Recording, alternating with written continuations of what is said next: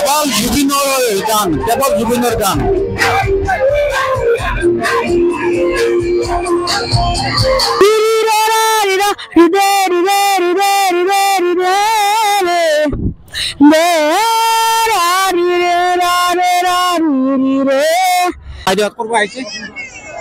আমি বিজলিৰে কৰিয়াৰে এবাৰ জুবিন গাৰ্গ নাই গতিকে কেনেকুৱা অনুভৱ হৈছে Zubeen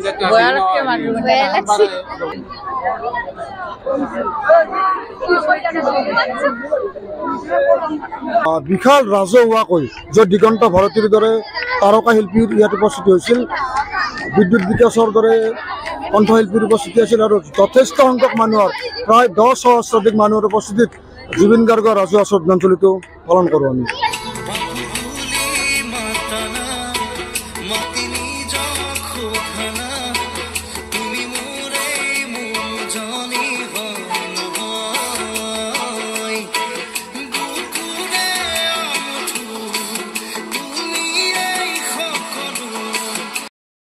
Hey guys, welcome back to my YouTube channel Biju India Vlogs.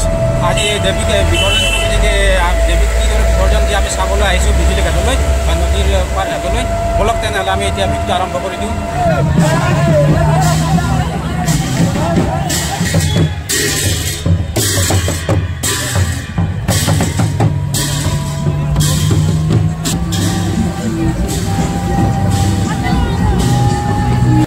Guys আমি ফাইনেলি আহি পুৰণি দলঙৰ ওপৰত আমি থিয়া হৈছো আৰু খন্তেক সময়ৰ পাছতে দেৱীক বিসৰ্জন দিবলৈ ইয়ালৈ লৈ আহিব আৰু দেৱীক বিসৰ্জন দিয়া এইটোৱে পাগল দিয়া নহয় ইয়াতে বিসৰ্জন দিব দেৱীক এপিনে অলপ দেখুৱাইতে গাইজ এয়া দেখিছে ৰেকৰ্ড পোৱাৰ প্ৰতিমাখন লৈ আহিছে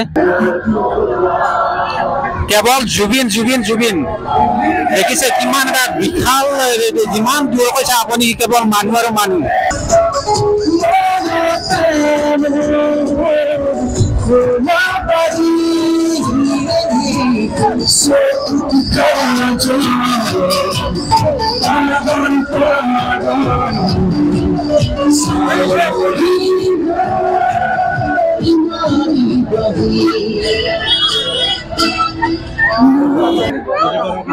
মই একেবাৰে নদীৰ কাষলৈকে আহিছো ইয়াত য'ত বিসৰ্জন দিব দেৱীক ওচৰলৈকে আপোনালোকে চাই থাকিব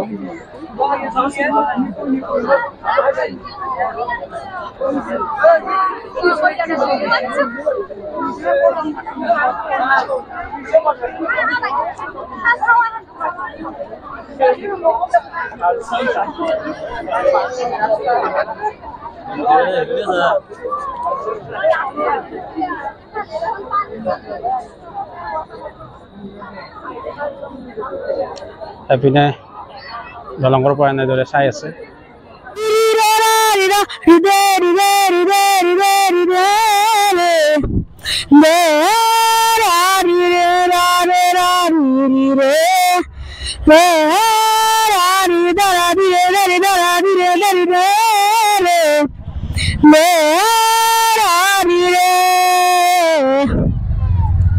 অতি সুন্দৰ ইমান সুন্দৰকৈ হামিংটো দিছে তোমাৰ উজ্জ্বল ভৱিষ্যত কামনা কৰিল কি নাম তোমাৰ নমস্কাৰ মোৰ নাম শ্ৰী ৰকজ্যোতি দাস 7 এইবাৰ জুবিন দা নাই কেনেকুৱা লাগিছে ভালতো লাগা নাই পূজাও চাব পৰা নাই ভালকে এইবাৰ জুবিন নাই খুব দুখ লাগিছে ন সমগ্ৰ অসমবাসীয়ে দুখ প্ৰকাশ কৰিছে এইবাৰ জুবিন বিহীন প্ৰথমবাৰ দুৰ্গা পূজা গতিকে খুব ভাল লগা নাই আগতে ইয়াত দিব্যক বিসৰ্জন দিবলৈ আহিলে কিমান মানুহ হয় ইয়াত দলংখানত নহয় জানো কিন্তু এইবাৰ একেবাৰে খালী মানুহ একেবাৰে কম খুব বেয়া লাগিছে কিন্তু তথাপিতো উপায় নাই আৰু যি যোগে দেৱীকে বিসৰ্জন দিবই লাগিব ন আৰু কি ক'বা জুবিন দাৰ বিষয়ে কি ক'বা বেয়া লাগিল মায়াবিনী ৰাতিৰ বুকুত দেখা পালো তোমাৰ ছবি ধৰা দিলা গোপনে আহি হিয়াৰ কোণত তুমি যেমন শুকান মনৰ নিয়ৰৰে চেঁচা তোপাৰ নামি অহা ৰদৰে নয় মোৰ দেহৰ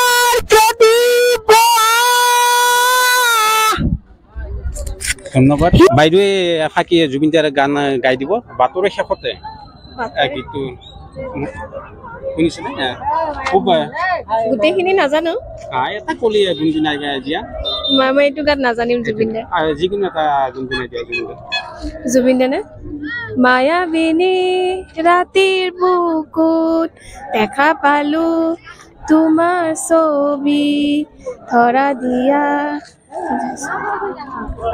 থেংক ইউ বাইদেউ।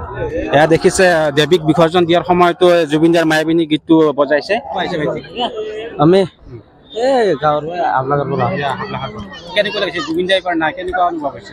বহুত খাৰাপ লাগিছে জুবিন দাৰ দুখ লাগিছে? জুবিন দা ভাল পোৱা? ভাল পাওঁ।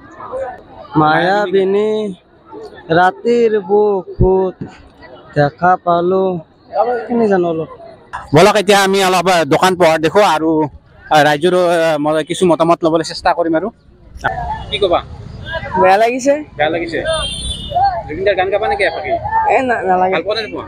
পাওঁ। জুবিন দা ভাল পোৱা, কিন্তু লাজ লাগে ন গান গাব? কোন ক্লাছত পঢ়ি আছা তুমি? ক্লাছ 10। ক্লাছ 10, ঠিক আছে।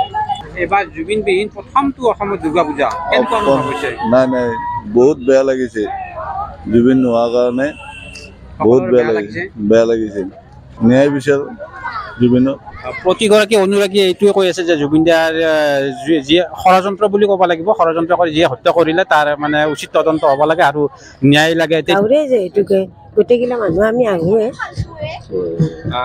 জুবিন দাৰ বিষয়ে কি ক'ব?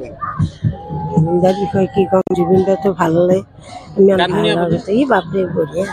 ঠিক আছে বাৰু। এইবাৰ দুৰ্গা পূজা কেনেকুৱা লাগিছে?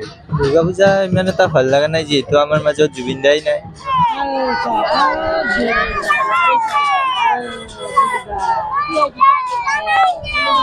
জুবিনক চিনি পায় আপুনি? চিনি মানে এতিয়াতো আৰু স্মৰণীয় বেছি হ'ল। তেওঁৰ পিছত আৰু সকলোৱে অসমবাসী বুলি নহয়, বহুত দুখ কৰিছে। দুখ কৰিছে। আপোনাৰ বৰ্তমান বয়স কিমান মান হৈছে? মোৰ এতিয়া এই 85 ক্ৰছ হৈ গ'ল। ৰানিং আইনত মানে 1940 মানে মোৰ জন্ম। ঠিক আছে, এনেদৰে সদায় আপুনি জড়িত হৈ থাকক, আপোনাৰ সুস্বাস্থ্য কামনা কৰি। হ'ব আৰু 86 বছৰ এনাই তোমাক মংগলে ৰাখক ভগৱান। সেই মই তোমাক মানে সুস্বাস্থ্য কামনা কৰিলোঁ। মই সাৰ্বজনীন শ্ৰী দুৰ্গা পূজা মহোৎসৱ কৰি ৰূপালী জয়ন্তী বৰ্ষত সাংস্কৃতিক বিভাগৰ এজন বিষয়ববীয়া। যোৱা 7 দিন ধৰি আমাৰ 7দিনীয়া পূজা আছিল ৰূপালী জয়ন্তী বৰ্ষ বুলি। যোৱা 7দিনীয়া কাৰ্যসূচীত বিভিন্ন ভক্তৰ সমাগম হ'ল। আমি তথ্য পোৱা মতে কোনো এখন পূজাতে মানে মানুহ নাই, কিন্তু কৰিয়া সাৰ্বজনীন পূজাত ইমান ভক্তৰ ভিৰ আগৰ সময়খিনিত যিখিনি যেনেকুৱা আছিল তেনেকৈ আমাৰ ভক্তৰ ভিৰ ইয়াত পৰিলক্ষিত হৈছে। আপুনি আজি নিজে প্ৰত্যক্ষ কৰিছে ইয়াত কিমান মানুহ গোট খাইছে। অৱশ্যে জুবিন গাৰ্গৰ আকস্মিক মৃত্যুৱে পূজাত কিছু প্ৰভাৱ পেলাইছে, কিন্তু আমাৰ পূজাত কিন্তু মানুহৰ সমাগম যথেষ্টখিনি হৈছে। যোৱা সপ্তমী পূজাৰ নিশা আমাৰ ইয়াত জুবিন গাৰ্গৰ সংগীতানুষ্ঠান আছিল, কিন্তু আমি তেখেতৰ সংগীতানুষ্ঠানৰ ঠাইত বিশাল ৰাজহুৱাকৈ য'ত দিগন্ত ভাৰতীৰ দৰে তাৰকা শিল্পীৰ ইয়াত উপস্থিত হৈছিল, বিদ্যুৎ বিকাশৰ দৰে কণ্ঠশিল্পীৰ উপস্থিতি আছিল আৰু যথেষ্ট সংখ্যক মানুহৰ প্ৰায় 10 সহস্ৰাধিক মানুহৰ উপস্থিতিত জুবিন গাৰ্গৰ ৰাজহুৱা শ্ৰদ্ধাঞ্জলিটো পালন কৰোঁ আমি। আমাৰ এই অঞ্চলৰ আজি ইয়াত যিমানখিনি মানুহ গোট খাইছে ইয়াতকৈ আৰু হয়তো 10 সহস্ৰাধিক বেছি লোকে জুবিন দাৰ কাৰণে খুব উত্ৰাৱল হৈ আছিল, কিন্তু আমাৰে কিবা দুৰ্ভাগ্য নেকি নাজানো, আমি জুবিন গাৰ্গক মানে সচক্ষে দেখা নাপালোঁ সংগীতানুষ্ঠান কৰা।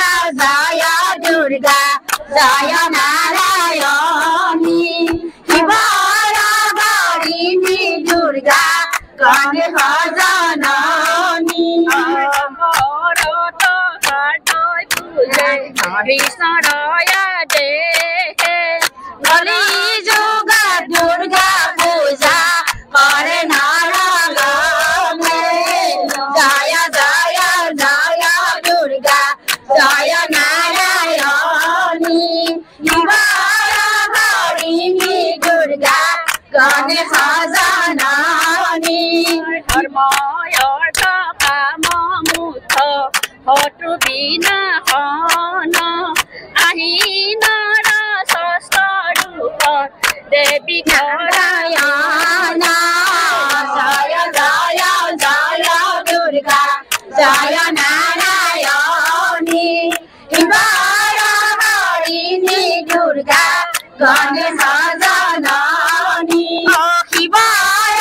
হৰিণী দুৰ্গা গণে সজননী হৰিণী দুৰ্গা গণে সজননী নামে গংগা জল শৰণে কমল হৃদয়ৰ মাজে নামে গংগা জল শৰণে কমল হৃদয়ৰ মাজে উত্তম গীতা ভাগৱত ধৰ্মৰ উত্তম নাম হে নামে গংগা জল শৰণে কমল হৃদয়ৰ মাজে দেৱৰ উত্তম দৈৱ কি নন্দন শৰণে কৰো প্ৰণাম হে নামে গংগা জল শৰণে কমল হৃদয়ৰ মাজে শ্ৰীমন্ত শংকৰ হৰি ভকতৰ জননে ভাগৱতৰো হে নামে গংগা জল শৰণে কমল হৃদয়ৰ মাজে তাহান্ত বিনাই নাই নাই নাই আমাৰ পৰম গুৰু হে নামে গংগা জল শৰণে কমল হৃদয়ৰ মাজে তাহান্ত বিনাই নাই নাই নাই আমাৰ পৰম গুৰু হে নামে গংগা জল শৰণে কমল হৃদয়ৰ মাজে হৃদয়ৰ মাজে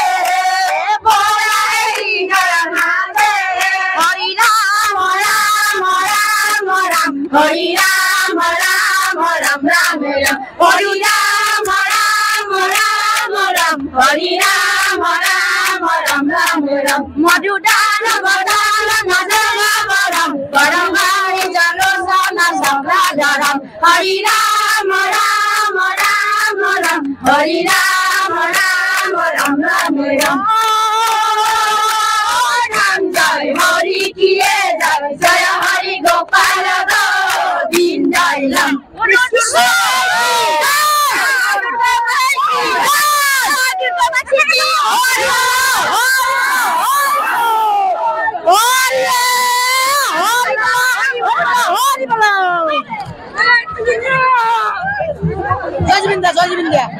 আৰু এতিয়া আমি ঘৰলৈ উভতিম। আপোনালোকে যদি ব্লগটো চাই ভাল লাগিছে লাইক কমেণ্ট শ্বেয়াৰ কৰিব, যদি চেনেলটো নতুনকৈ আহিছে তেনেহ'লে চেনেলটো আপোনালোকে ছাবস্ক্ৰাইব কৰি ল'ব আৰু কাষতে কলা ঘণ্টা বুটামটো দবাই দিব, যাতে আহিবলৈকে মোৰ সকলো ধৰণৰ ভিডিঅ' নটিফিকেশ্যন হ'ব আপোনালোকে পাই থাকে। তেনেহ'লে আজিলৈ ইমান সামৰিছোঁ, বাই বাই।